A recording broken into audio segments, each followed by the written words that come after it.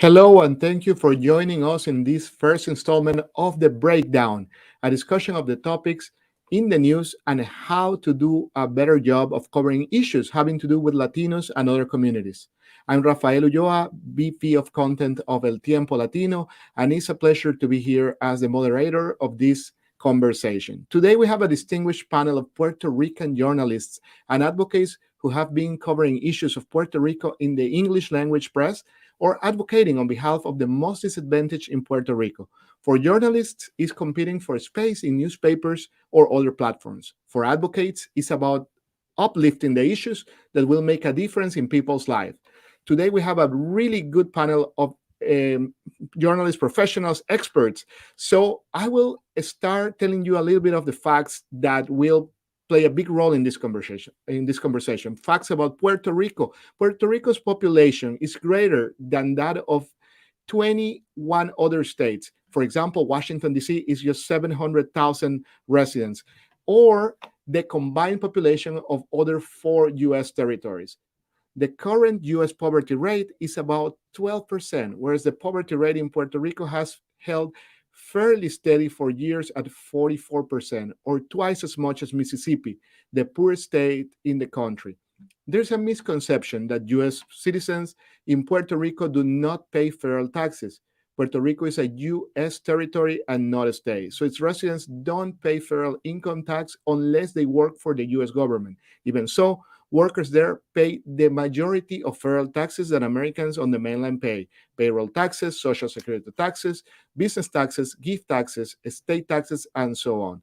In 2016, Puerto Rico paid close to $3.5 billion into the U.S. Treasury. And last, 98.9% of people who live in Puerto Rico are Latino Hispanic origin, according to the 2020 census. Now is the time to introduce our guests. We have Nicole Acevedo, reporter for NBC News Digital. Welcome, Nicole. Gracias. We have with us Cira Ortiz Blaines from El Nuevo Herald. Welcome, Cira. It's a pleasure to have you here. Thank you. We have Jose Delgado, Washington correspondent for El Nuevo Día. Jose, it's nice having you here. Hola. Buenas tardes. And Laura Esquivel, VP of Public Policy at the Hispanic Federation. Laura, it's great to have you here today. Buenas tardes a todos. It's wonderful to be here. Let's start. I know you're very accomplished. You have so many things to share with us, and you're working in like so many interesting things. So I will let you introduce yourselves. Try to keep the presentation very brief, like 1 minute. And let's start with Nicole. What can you tell us about yourself? Well, my name is Nicole Acevedo. I'm a reporter with NBC News Digital. Over there, I have like a dual role where I work with a unit called NBC Latino that covers Latinos in the United States, in the Caribbean, and Latin America. When I started there, I was brought in literally on 2018. They were looking for someone who would not only cover Latino communities, but would also focus on the continued recovery of Puerto Rico after Maria. The editor there knew that, you know, the cameras were gonna leave, everybody that was covering Puerto Rico pegged to the hurricane was gonna be pasajero, like it was gonna pass. So she knew that it was such a catastrophic event that would basically be a turning point for the history of Puerto Rico. And I have been reporting on the financial crisis that have been accumulating for many decades, but really blew up in mainstream media in 2015. So it was sort of like piggybacking off that knowledge that I had already acquired. And I'm still here doing the same work. Thank you, Nicole. Now let's hear about Cira Ortiz Blaines from El Nuevo Herald. Cira, please introduce yourself. Hello, everyone. My name is Cira Ortiz Blanes. I am a San Juan-based reporter for El Nuevo Herald and the Miami Herald. For the Heralds, Latin American and Caribbean stories are very much South Florida stories. So Puerto Rico very much falls within that realm of reporting and journalism. My work ranges from everything, you know, from general interest and daily work on breaking news happening on the island, to longer, you know, features. I specialize, you know, and I focus on community-centered stories, as well as, you know, gender violence. And yes, I particularly am passionate about reporting stories that, you know, come from local communities that don't necessarily typically are based in San Juan, or there are eyes on them from outside U.S. media, and I'm very grateful for the space that I've had to tell them on my paper. Fantastic. Local journalism, very important, vital for our communities. Let's continue with Jose. Jose Delgado, please tell us more about yourself. Well, thank you for the invitation. Thank you. It's great to be here with some colleagues and with Laura. I'm the correspondent of the main newspaper of Puerto Rico, El Nuevo Dia. I've been working for them for the last 20 years. I was here before with the Spanish news agency, EFE. I worked with them in San Juan. I moved to cover Congress in 1998, and since September of 2001, I have been working for Nuevo Dia. We, of course, as a Puerto Rican newspaper, I have to cover and work intensively on issues of the relation between Puerto Rico and the United States, including presidential elections, and also not only the affairs of Puerto Rico before the federal government, also the heartbeat of the Puerto Rican community in the United States, and major American national issues. I have a blog and a podcast in El Nuevo Dia that you can see, and the title of the platform is Desde Washington.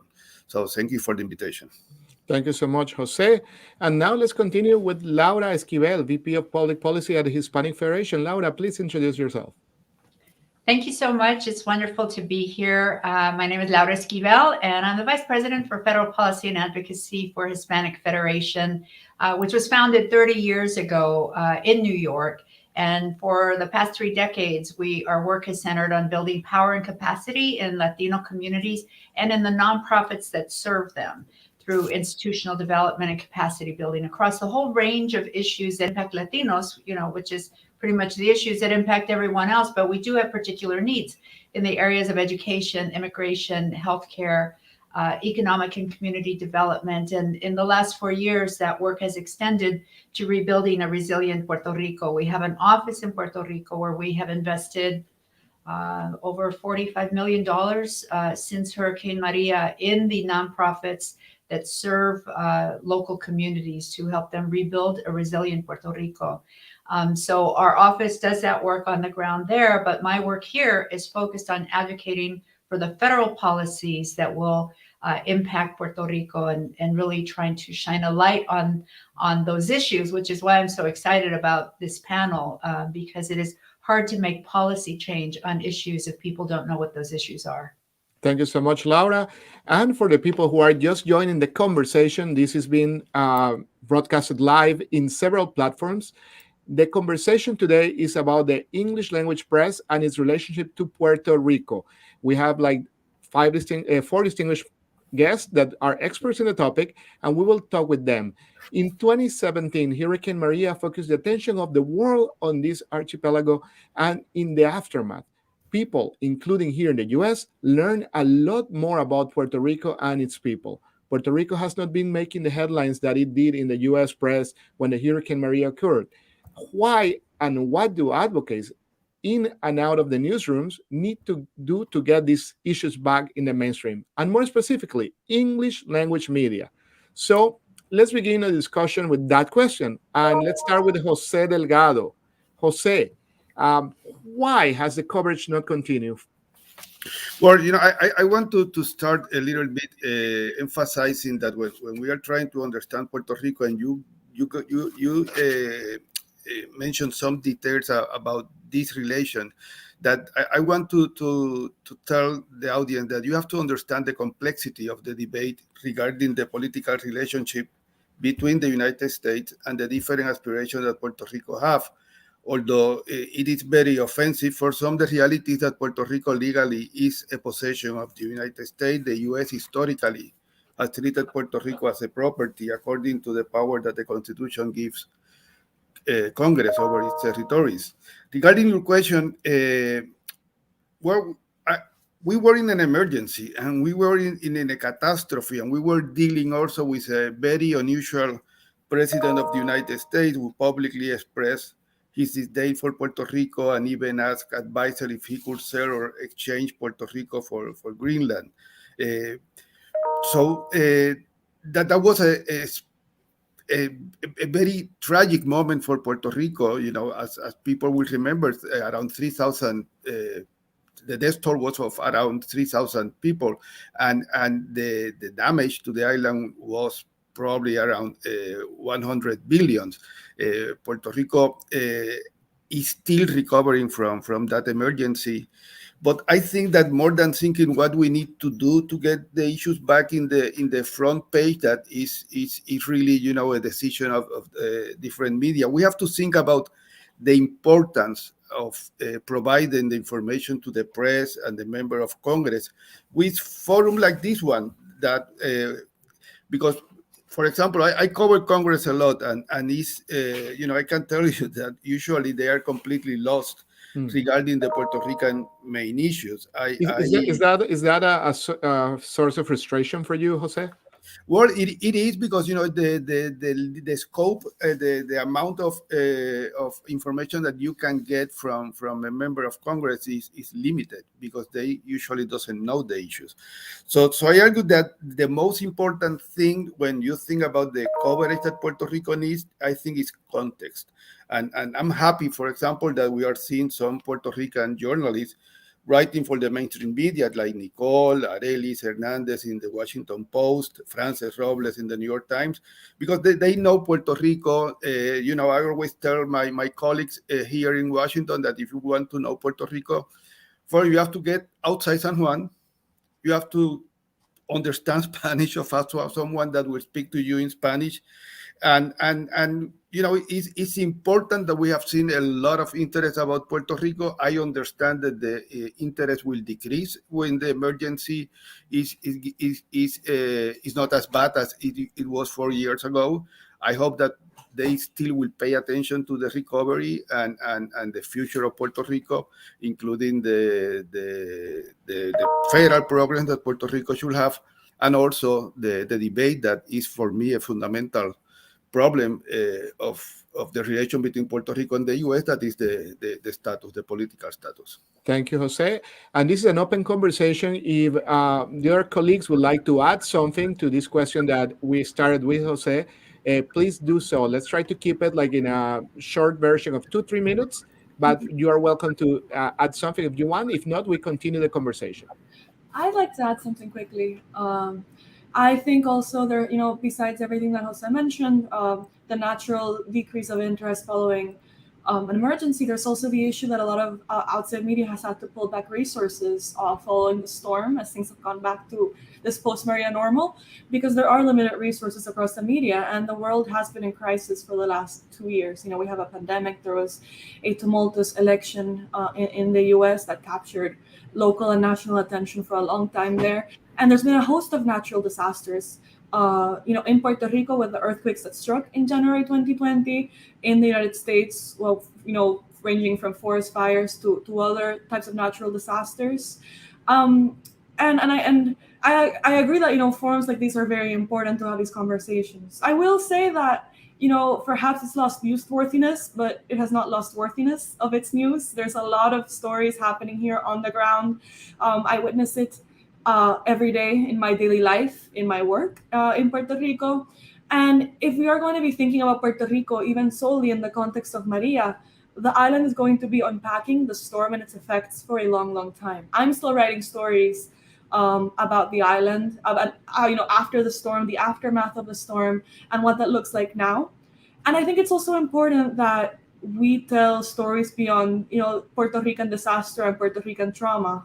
There are stories of joy and of community, of achievement and of resilience, a word I hesitate to use because it's so overplayed in the post-Maria Puerto Rico, but there is resilience here. And these are all things that I think that have to be kept in mind when journalists from the island and outside the island think about Puerto Rico.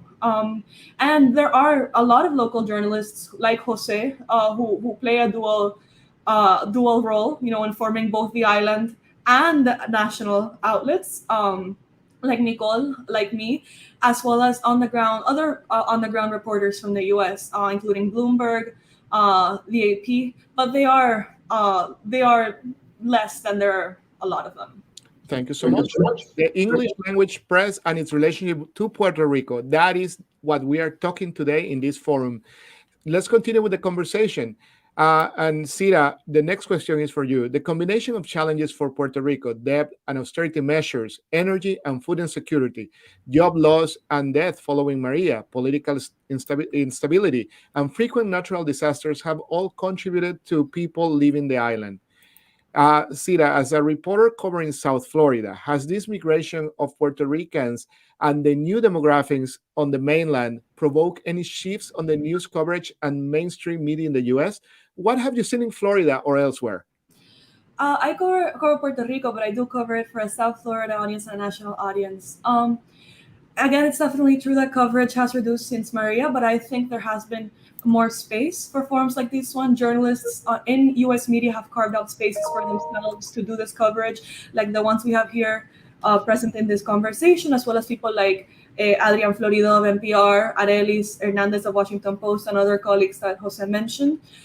In my work, at least, we serve a Florida audience, which includes many Puerto Ricans who have migrated. And I try to think of my work as a bridge between Puerto Rico and the diaspora, beyond also being local news for Puerto Rico. So what does that mean?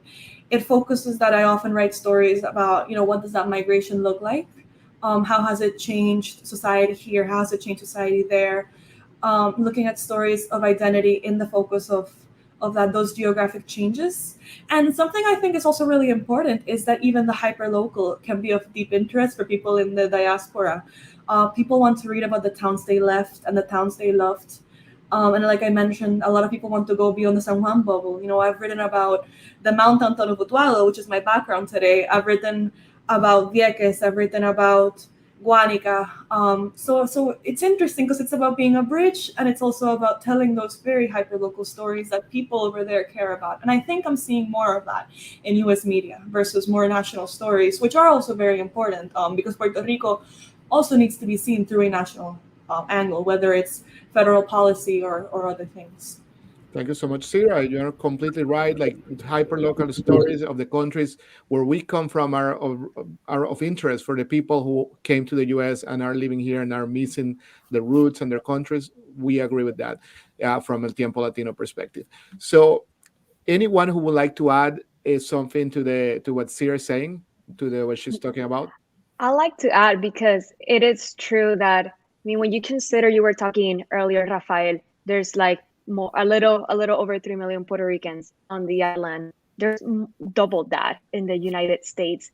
And you have people that are very vigilant about what happens in the island because they still have family there, they have connections there.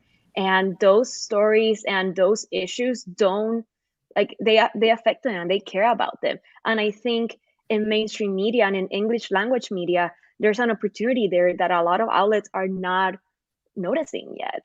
And when you're talking about how do we make sure that more of our stories are being covered and that they're covered all the time, not just when the big hurricane hits.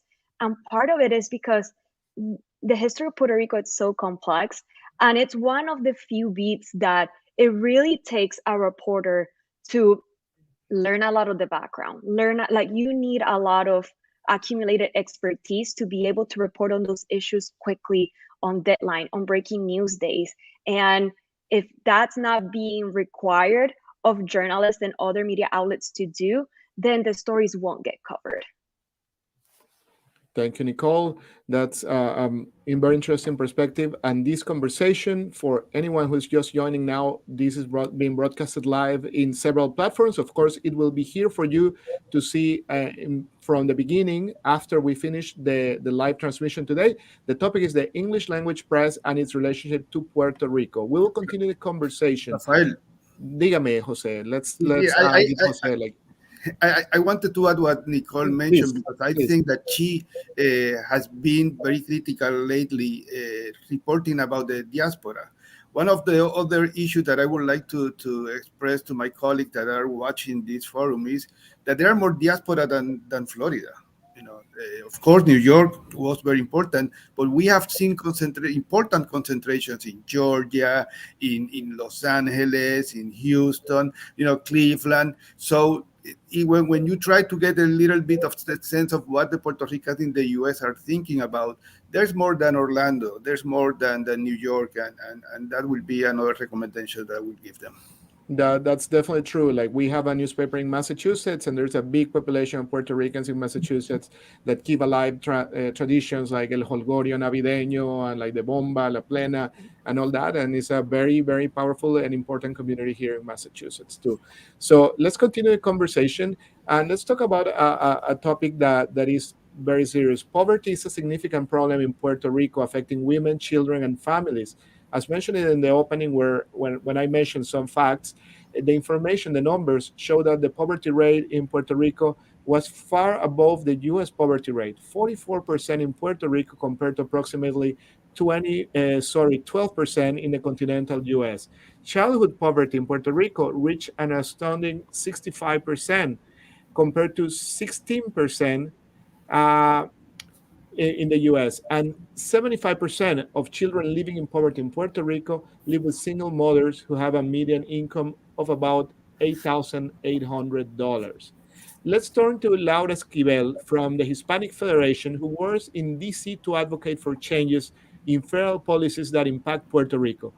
Laura, do you see a connection between federal policies and the rates of poverty on the island? Is there clear links between federal policy and the high rates of poverty in Puerto Rico?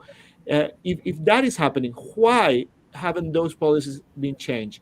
What kind of issues do you face in terms when you try to advocate for those in Puerto Rico? What does media coverage of those issues or the lack of it? Why the media coverage or the lack of the media coverage of those issues matter?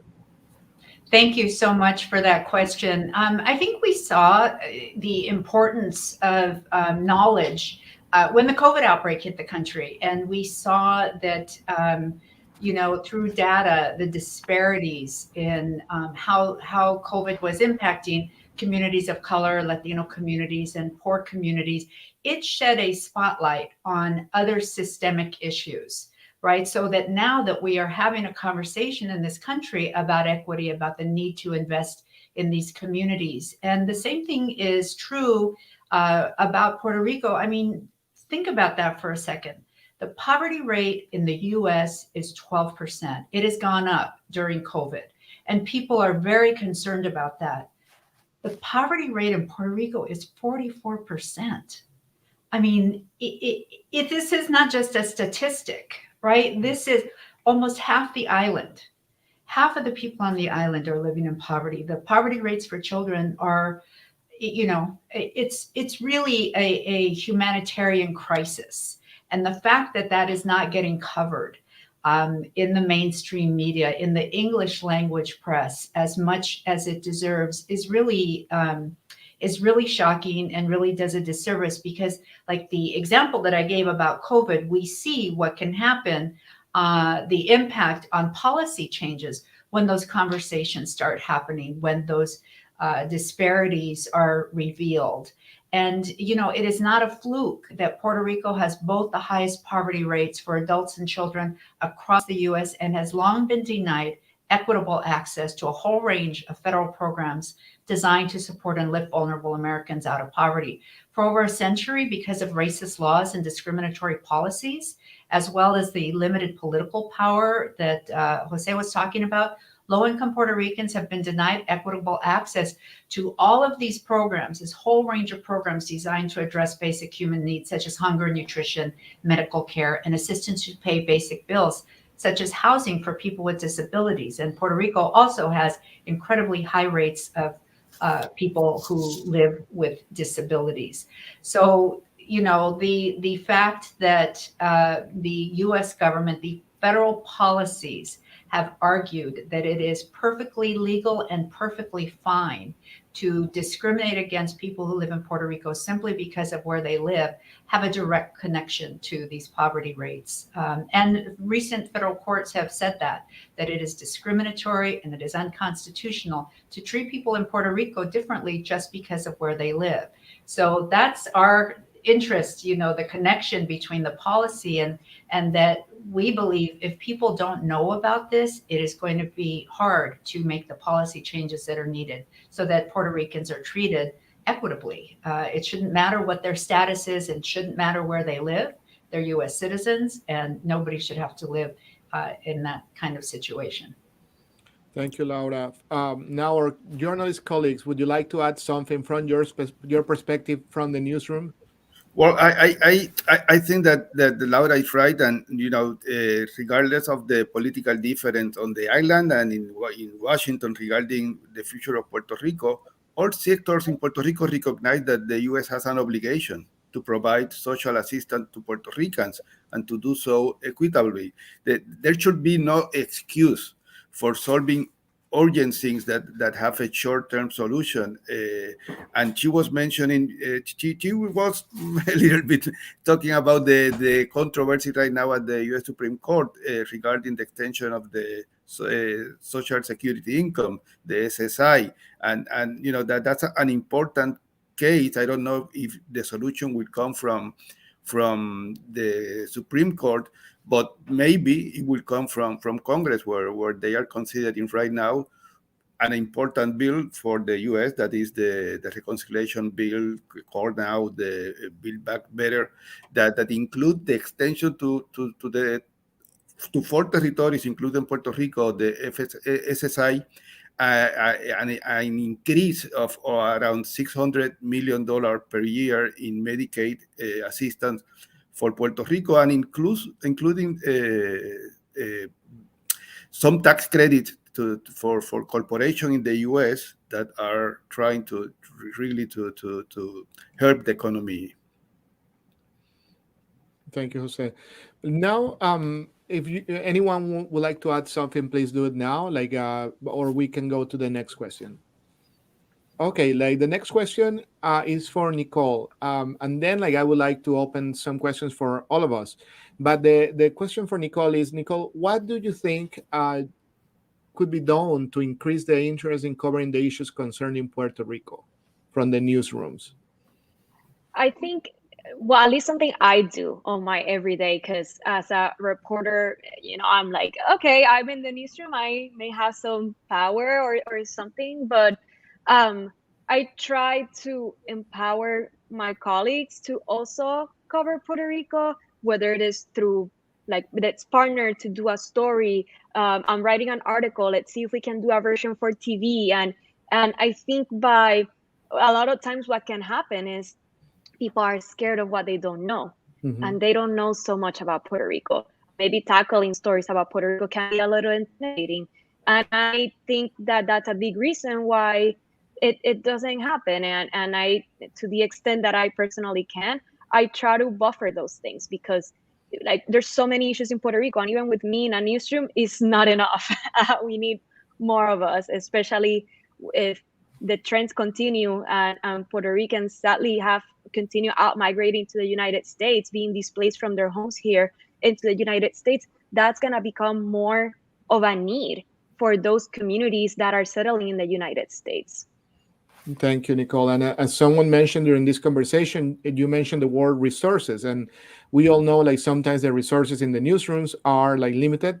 And probably that is connected to what Nicole is saying. So I would like to open the discussion to all of us in this group right now, in this forum. So what could we do? The same question I asked to Nicole, what could be done to increase the interest in covering the issues concerning Puerto Rico, to have a voice inside the newsrooms that represents Puerto Rico in the news? I think that the word resource is key. Being a resource for colleagues, like Nicole mentioned, not only within our own realm of coverage of pitching editors, but also sending out opportunities like these when they happen, connecting our sources with our colleagues who are covering other topics, because I think a lot of the work that both Nicole and Jose do is and I do as well, is looking at how national issues intersect with Puerto Rico, right? So every beat could benefit from looking at Puerto Rico from looking at their beats through a Puerto Rico angle, because there is usually a story. Thank you so much. Let's continue the conversation. Anyone else would like to add something to this topic? Like it's an open brainstorming of like ways to bring Puerto Rico to the spotlight in the news.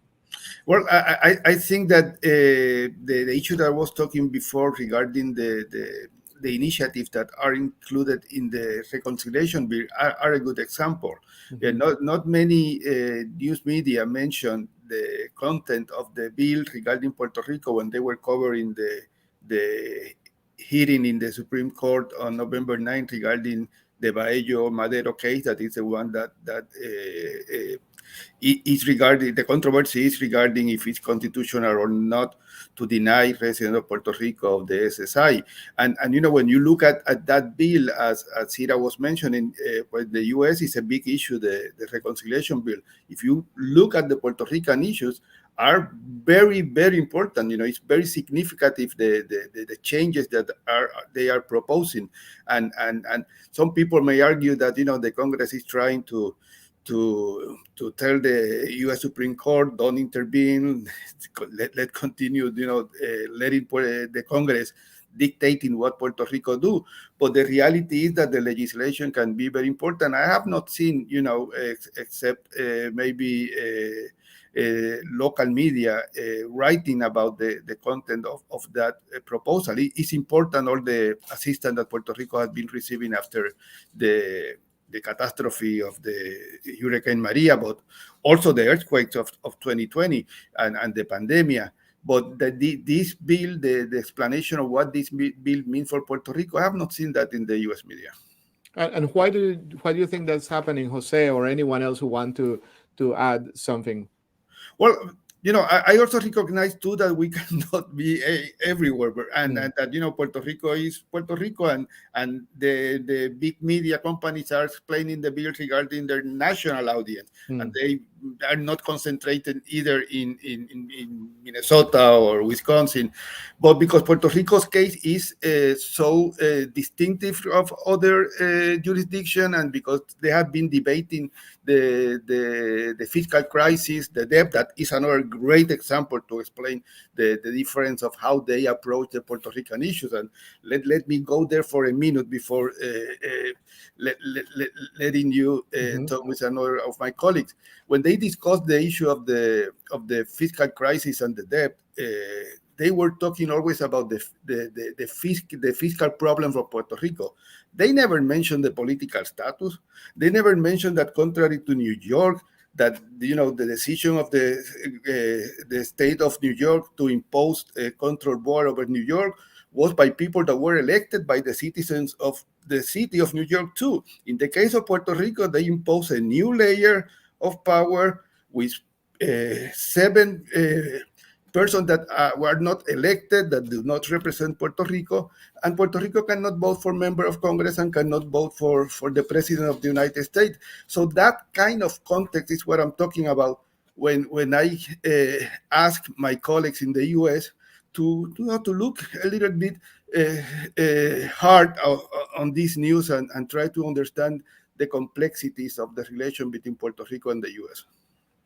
Thank you so And much. actually, I like to add to Jose's point, because a lot of times another challenge is even without a lot of common knowledge about Puerto Rico in the US in general, there's also a lot of assumptions. And a lot of times it's very difficult for people to read a story. Like sometimes I put stuff out there and like it challenges those preconceived notions or even stereotypes that they had of people. Like the political situation in the island, like there's a big misconception in the United States that if Puerto Rico were to ever become a state of the union, that it would be a Democrat, like a democratic state. And when you look at the local politics inside Puerto Rico, it's way more complex and way more nuanced, and it doesn't translate like that. And how does that affect policy? How does that affect who's the non-voting representative of Congress that gets elected and how they advocate in Congress? And these are, I think that's also an added challenge too, that when you're looking sideways and are looking for backup from other colleagues, that's something also to consider in other media outlets, that whenever you go in, you really have to be open-minded, or if you're a reader reading a story, to have those challenges, those assumptions challenged, because they have been perpetrating not factual information about Puerto Rico for many, many, many years. And I think another point to what Nicole is adding, I think part of challenging those misconceptions and those factual that misinformation, so to speak, has to do also with how we tell the stories, right? So sometimes I think in the role of English media, we have to facilitate information, right? For a Puerto Rican audience, where patillas is might be, something that they know intuitively, but so I think offering that kind of context of where, the why, in Puerto Rican stories, for those audiences can be really helpful and can go a long way. Fantastic. Please, Laura. Yeah, so I've wondered, like, is it an editorial problem or an audience problem? Like people have mentioned, there's way more Puerto Ricans in the U.S. than there are on the island, so we know there's an audience for that information. But there are editorial decisions. I mean, I read stories about a day in the life of a farmer in Iowa, right? And what he's going through on his farm, and market forces and all. I have no relation to farmers or Iowa. And so but the assumption is that there is an audience for that people are interested in learning about the situations of people in our country. And, I love Sita's point that sometimes telling those small stories, like, they're just as valid, they're just as important. And, so I come down on, and this is, my assumptions, that it's an editorial issue, right? About what people in newsrooms who are making these decisions think is going to be important to its audiences. And I don't know what we do about that. Yeah, like as you mentioned, like I was exactly thinking the same. The audience is there, but probably there is definitely not probably, but definitely the issue is pushing more content out, more relevant content, and more like accurate content that gives the context, like we've been mentioned more than once in this forum. Now, I have a question for the journalist. You're writing stories every day, writing like blogs, producing content, like in general. But I personally love sometimes when we receive a letter. Usually, oftentimes is abuelitos, older people who take time to write letters. But sometimes those letters kind of open our eyes about some topics that we haven't been covering, or that a perspective that we didn't have. What have you learned when you talk with the average person, the average Boricua on the street, who is your target audience? What have you learned? Any like thing that was an insight that said, wow, like we need to talk more about this, or we need to like focus more.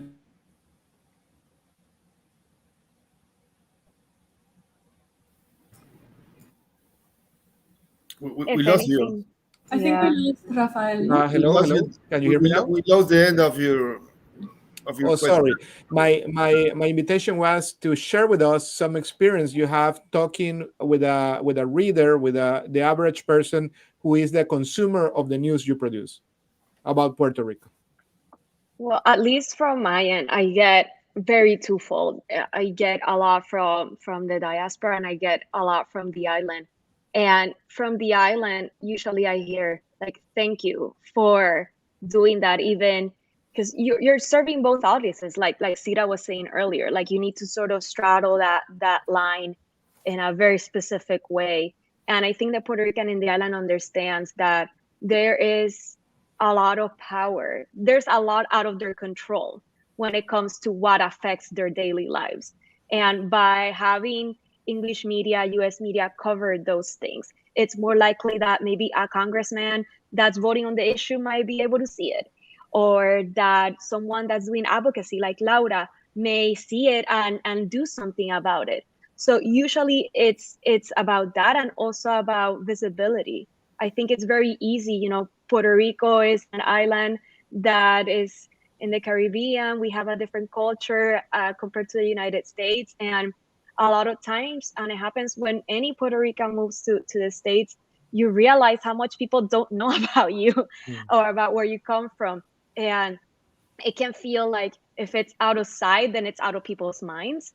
And the work that we do sort of says, oh, maybe there's hope. And then from the diaspora, those are the kind of media outlets they consume on a daily basis, because they also need to they need to stay informed about what's happening in their communities, in their states, in their nation. And to see a place that's able to combine those two parts of their identities and explain things in a way that's relevant to them, it's also very helpful and more empowering, and sometimes even motivates them to get more involved. I think that's a very key when we're talking about how do we make sure these issues continue to get visibility. I think a great start is with the diaspora. Rafael, I'm so sorry. I did not hear your question because it broke off on my end. Could you quickly repeat it? Oh, sure. Like the question that we're talking now is what kind of feedback do you receive from your readers? Because now we're talking between people in media, right? So oftentimes we hear about our colleagues, we hear about like other people talking in forums or workshops and whatnot. But what do you hear from the people who probably write a letter to you and say like address to Sita, and I like this or I didn't like that, or I would like you to talk more about this? So what do you hear from the average reader who consume your content? Absolutely. No, well, I mean, I think it's always wonderful to hear from readers because they're the ones who guide our coverage, right? We are in the service of the public, and the stories that are important and they want told, right? So I think on the point that Nicole was saying, it's straddling two lines. So in the same way that you facilitate, those small details for people who might not know, non-Puerto Rican readers, whether it's what a town is, what a certain cultural tradition is. You also write stories for Puerto Rico and for Puerto Ricans, by keeping words that don't have translations, by the way that you describe places, by the voices that you center in your stories. So I think that kind of speaks to that balance. In terms of reader feedback, it's always really wonderful to hear when people feel seen. That's not to say that I don't get nasty emails sometimes, but like every journalist does. But Yeah. it's always really special to hear about how people feel seen and how people feel educated, right? Because my job as a journalist is not to advocate an agenda; it's to offer people the knowledge and information they need to hopefully become more civically engaged. And I mean, and of course, to expose injustice when it's there as well from an accountability angle. And often I think in the role of a local journalist, a lot of our work comes from having those community connections, right? So often readers, yes, will say they feel reflected in my stories, but also that will lead to another story from their community or their perspective, or a story idea or something to keep in the back of my mind while I work. Right? Even if it doesn't go into a story, it will likely inform the way that I think about an issue. Right. Well, in my case, I as the representative of the main newspaper in Puerto Rico, I break, and it's the reality is, almost every news regarding Puerto Rico. So I will receive a lot of reaction from everybody regarding what is happening here. Of course, a lot of hate responses when it's about political issues, and the people that are receiving the news doesn't like the news, and they will think that it's me, not the congressman or the leader of Congress that is talking. But one thing that I think we are missing, and that goes from us as Puerto Rican journalists, as also as the U.S. media, is talking with the people, because we have been in a pandemic for 2 years, maybe. Right. Still next year it will not be the same, and I really miss going to the communities, going to New York and talking with the people in the street, going to Florida, that we used to have a correspondent. We don't have one now. So the last time we were there, it was me, just when the pandemic was starting, and talking with the people, what they are feeling, what their issues are, especially before the electoral campaign, because when the electoral campaign comes, everything is different, and everything, the point of view is regarding the political parties, but especially in this moment, 1 year before the election, talking to the communities, talking with the Puerto Rican diaspora is very important. I know that Nicole do that a lot, and but I'm missing, not only talking with them by phone, being in their communities and looking what they are doing. And Rafael, before we move on, I just thought of something, because sometimes it is true, well, the bulk of the response we get is people that are inherently interested in these issues. From time to time, I will get things like, I'm thinking, Jose mentioned this earlier about the SSI case, that basically it's benefits that are supposed to go to elder people, disabled people, and they don't have access to that in Puerto Rico. And a lot of people didn't know that. And like the story went out, and the feedback was like, oh my God, that's so unfair. I can't believe I didn't know that. Like, and it goes back to like why a panel like this is so relevant. Like, even with all of our best efforts combined, we still need more. And I think when I see messages like that, I'm like, I'm glad I was able to get the attention of someone who maybe, like Laura was saying, may have no connection to Puerto Rico, but they can care for someone that doesn't have access to rights that should go to them. And one issue regarding the SSI that I didn't mention before, when we are talking about federal programs, that's the program that really benefit the most vulnerable in Puerto Rico, and usually those also in the state that do not pay income taxes. So in the case of the SSI, it is especially important because you cannot argue now Puerto Rico doesn't pay federal income tax. No. That program work for the people that doesn't pay income tax. And I also just want to add, I think conversations like this are so important because they emphasize the need for more journalists, but also the way in which our work goes in conversation with each other. I wish that I was an octopus with 8 arms and could write, stories about everything, but I'm not. And I think that the way that us as colleagues can collaborate to make sure that holes are filled in coverage is so vital. Thank you so much, Laura. Like in your case, what do you hear when you talk with the people you work with? Well, I face that a lot. Like, well, but they don't pay taxes. Why should they get the same benefits as everybody else? And as was just mentioned, I mean, it's illogical to argue that Puerto Ricans should have to pay federal income tax to be eligible for programs like SSI or Medicaid, since most people here in the States who get SSI or Medicaid, they earn too little to owe federal income tax. That's the point. It's for low-income people. So it's discriminatory to treat U.S. citizens differently based on where they reside. And like Nicole said, when people find out about this, they are outraged. I have yet to meet a person who is not outraged when they learn that if you live in Florida and you're Puerto Rican and you have a disabled baby, your baby gets SSI. And when you move to Puerto Rico, your baby loses their SSI. You do not have to be Puerto Rican to be outraged about that. But you don't get outraged if you don't know about it. So, it's just, it's so important. I mean, children who grow up in poverty experience all kinds of physical and mental hardships and worse physical health, structural changes in brain development if you do not get proper nutrition. People care about those things, but they need to know about them. Yeah, and to Laura's point, it's like it's like a domino effect, because SSI is one example, but when it comes to other public funded programs, it's also the same. Like Puerto Rico gets a short end on the stick. When it comes to Medicaid, they don't get funding that adjusts to the need that the country may be facing at the time. And that means that less people are going to be able to access those funds. And that, brings issues of people not having access to healthcare. And then if you don't have access to healthcare, maybe you're not healthy enough to work. Then that means that you don't have healthcare and now you can't go to work. And maybe you can't afford food. And it creates this, to your point earlier today, Rafael, about giving us like an overview of all these issues in Puerto Rico. A lot of it does stem from those things, these programs that are supposed to be made to lift people out of poverty. And with 44% of poverty, how do you lift those people out of poverty if the programs that are supposed to serve them, they can't even access them fully? Exactly. And I bet like many people, or I would say most people who are not Puerto Rican, especially in the English media, are not aware of this, as we have been or otherwise we probably wouldn't be having this forum today, right? So that's the problem. Well, that's one of the problems.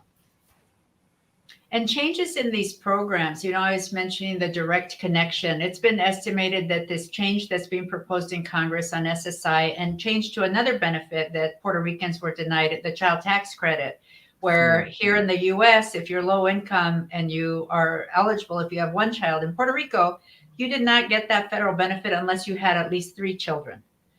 For some inexplicable reason, that was the way it was forever. That's been changed. Those 2 changes alone, it's been estimated, are going to put over $2 billion a year in the pockets of low-income Puerto Ricans and impact poverty rates on the island. I mean, yes, it's tremendous. These things are in the proposed Build Back Better, as Jose was mentioning. But I still believe it should not be up to the whims of Congress whether or not people in Puerto Rico get access to these programs. It is discriminatory. It has been found to be unconstitutional, and it shouldn't depend on the political wins, whether or not these low-income people in need get treated the same as people who live in New York or Florida or Iowa. Thank you, Laura. I know we're approaching to the hour. We have about 10 minutes. So I would like to wrap up the conversation asking you if you have this forum, this open window to pitch a story. In the case of the journalist, to your editor, or or to the person who takes the decisions in your media or in other media, in the big English language media. And Laura, if you have the opportunity to meet an influential decision maker in the media landscape who can make it happen, what would be the topic you would tell that person they should write now about Puerto Rico? What should be published about Puerto Rico right now? Which topic? That right now, President Biden has the power to end the discrimination against Puerto Rico by simply stopping the appeals of these cases that have found that this treatment is discriminatory.